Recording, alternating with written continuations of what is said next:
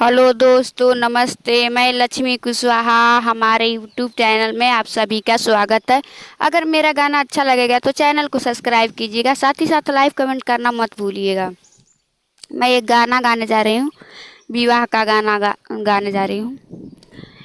अरे अरे कोहारा, अरे अरे कोहारा, कलश ले तोहारे कलशवाए कोहारा, होई है बिया तोहारे कलशवाए कोहारा, होई है बिया।